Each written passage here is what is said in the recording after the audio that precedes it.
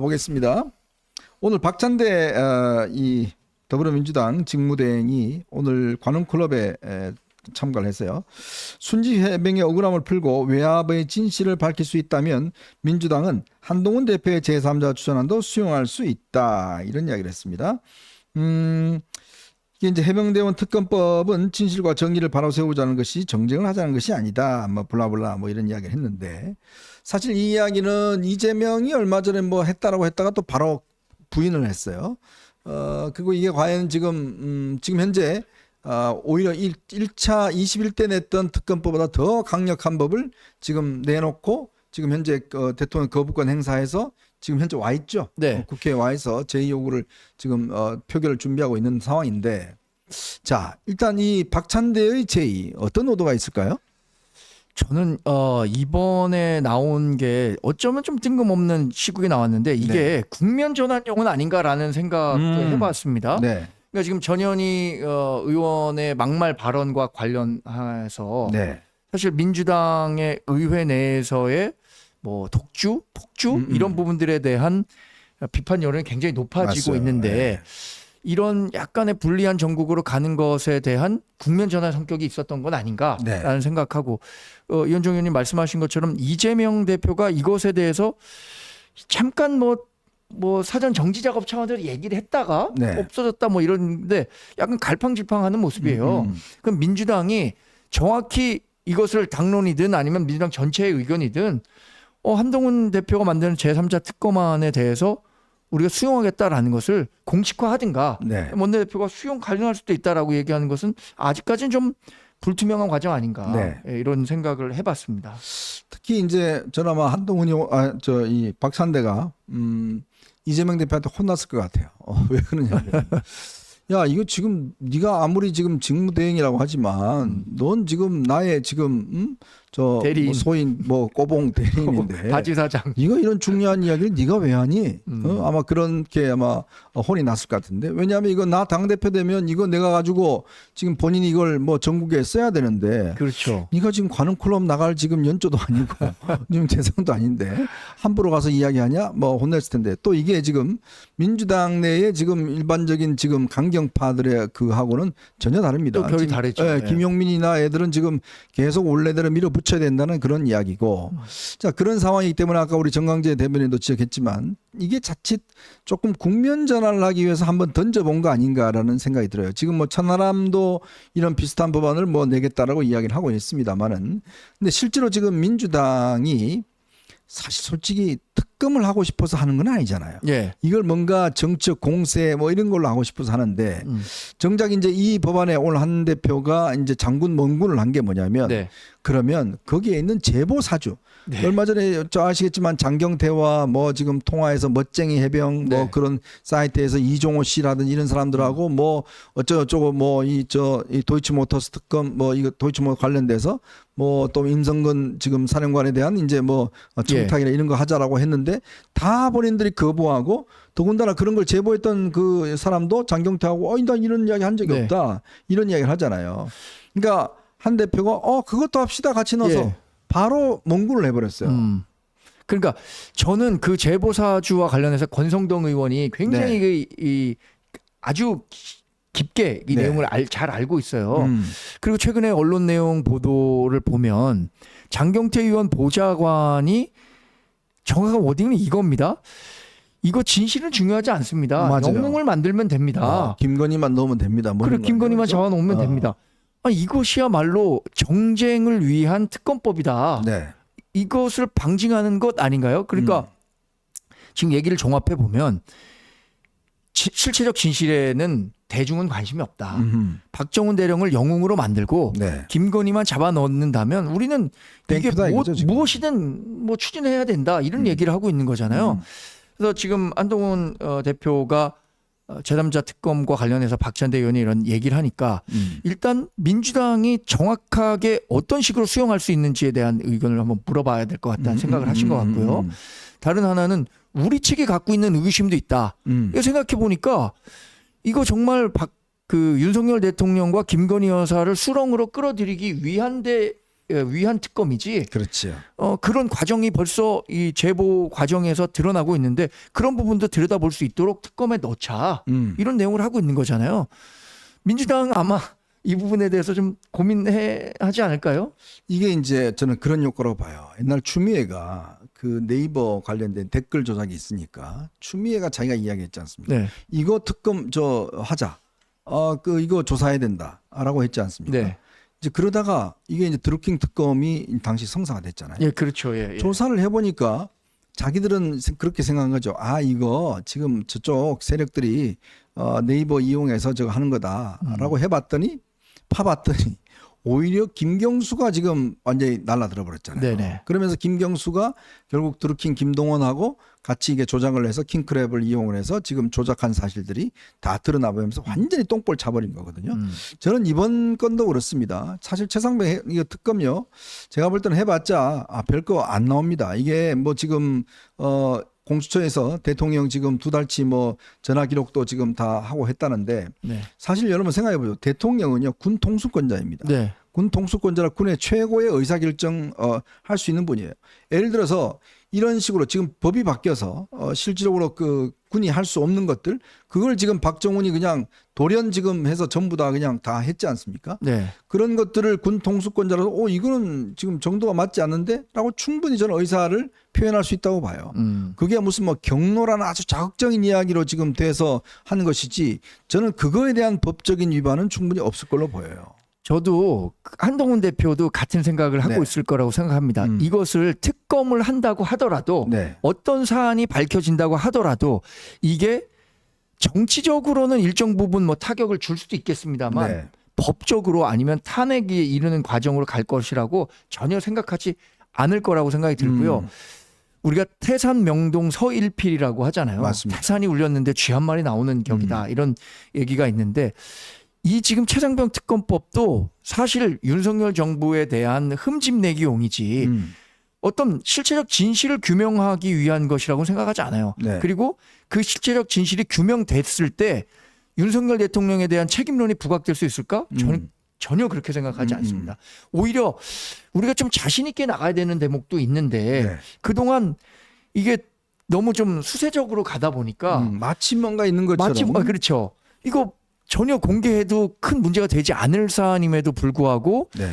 그런 식의 의구심을 좀 스스로 자초했던 건 아닌가. 지난 과정의 대처 과정을 네. 좀 돌아볼 필요는 있을 것 같다는 생각을 그러니까요. 해요. 이게 사실은 제가 볼 때는 뭐 별거 아닌 거를 참 그동안 이 대통령실의 대응이나 이런 것 때문에 이게 예. 참 의외적으로 굉장히 키웠다는 느낌을 저는 지울 수가 없습니다. 자, 이제 그런 상황에서 이제 국민적 의혹은 커져버렸고 또 이종섭 장관의 호주 대사 파견 이 문제 때문에 사실은 이 문제가 더 불거져 버렸잖아요. 네. 이제 그게 결국 결정적인 문제였는데 근데 이번에 아주 이제 이런 어떤 음모가 드러난 게 바로 이 제보사주입니다. 네. 이 제보사주라는 게 이제 아까 말씀드렸듯이 이 당시에 이제 이걸 이 박정훈 대령의 이제 이 변호인 이 사람이 주도를 해서 그분이 민주당 공천도 그렇죠. 신청했고 서대문 예, 공천이시죠. 서대문 예. 갑이죠. 예. 예. 그러니까 그거를 주도를 해서 이거 서로 간에 어떤 녹음도 하고 했는데 알고 봤더니 그 당사자들은 전부 다 부인하고 예. 좀 전에 이야기했듯이 이제 지금 장경태 보좌관과 그다음에 제보자와의 어떤 통화네요. 예. 이런 내용을 보면 아까 우리 정 변호사 소개해준 대로 정 대변인 소개해준 대로 그런 내용들이 이제 있다는 거예요. 서로 김교환이하고 이제 뭔가 같은 이 제보 조작을 해서 뭔가 누구를 타켓으로 하자. 예. 저는 그래서 이거 아마 민주당도 굉장히 곤혹스러울 게 예. 만약 이 사실이 그 특검에서 조사가 되면 민주당도 굉장히 곤혹스러운 상황에 빠질 수가 있고 네. 이런 전반적인 그림을 그린 게 누구냐 이 부분에 대한 저는 핵심도 드러날 거로 봐요. 그 민주당이 제일 잘하는 게 선전선동이잖아요. 네네.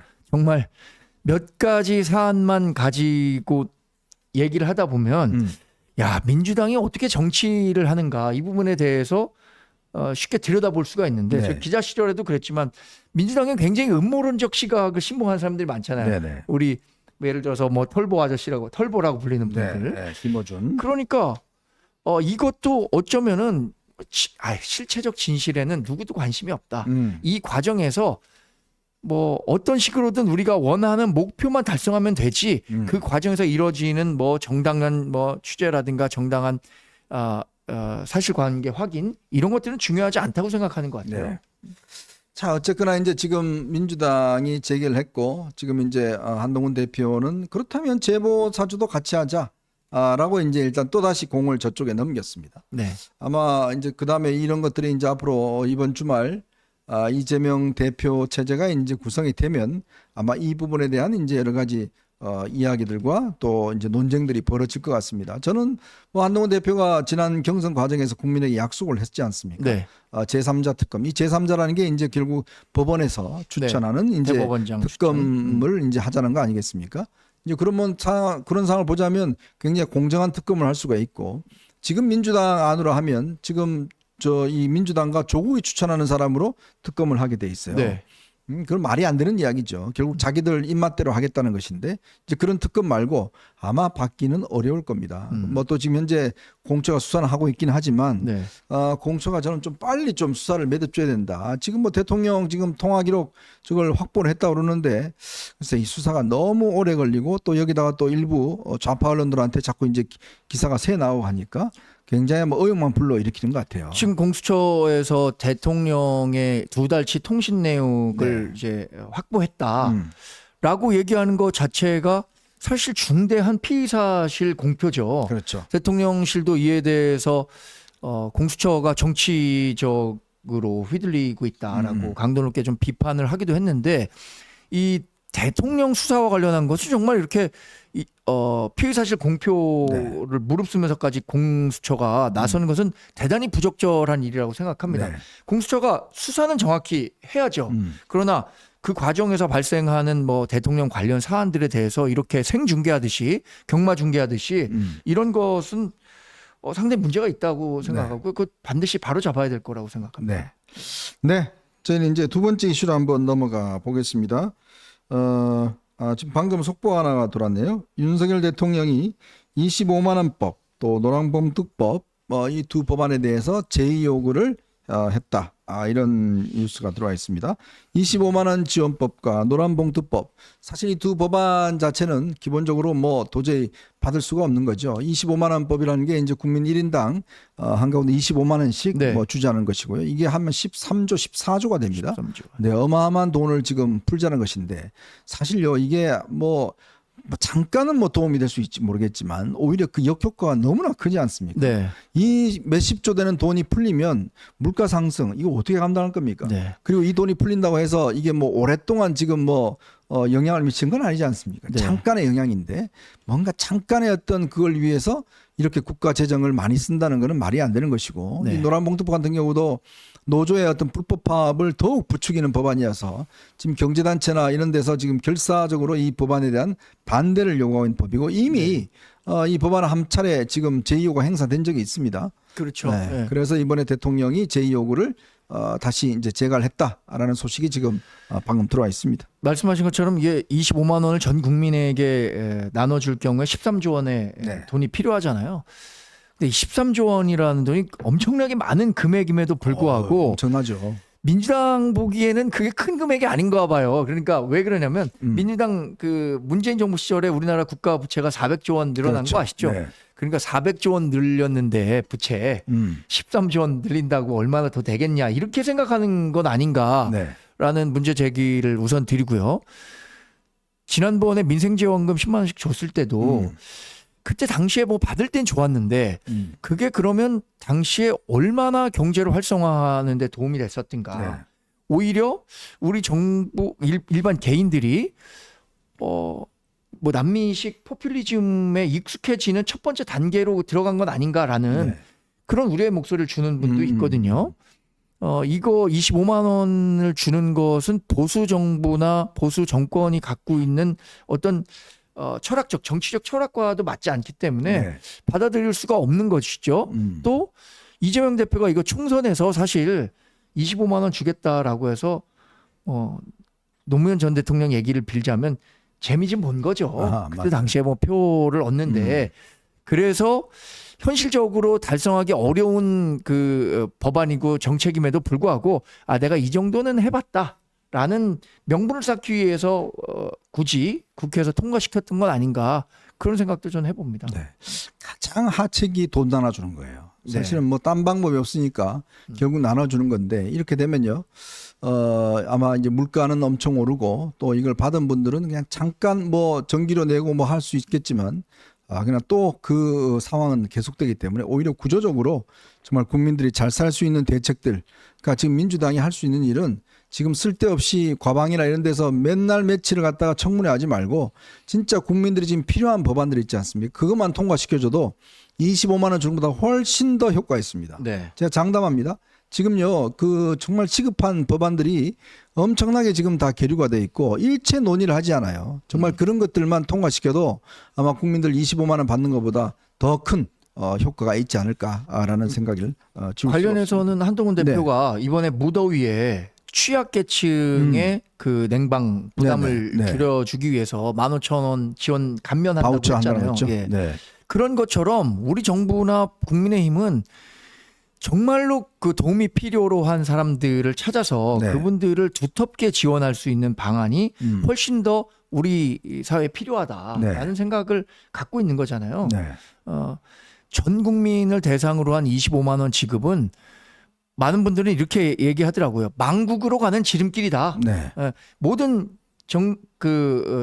그러니까 정책은 선의로 포장돼 있지만 그 선의가 진짜 선의로 연결되거나 결과로 이어지지는 않을 수도 있는 거거든요. 네. 네. 우리 뭐 정광재 대변인 이제 경제신문에 계셨으니까 이게요. 처음 시작할 때는 막 사람들이 확 하다가 그 다음 되면 이번에 또 안 주나?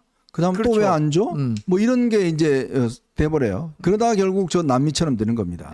이런 게 마치 당연한 것처럼 돼버리면 국가 재정은 뭐 전부 다 이게 구멍이 날 수밖에 없다. 뭐 이런 생각이 듭니다.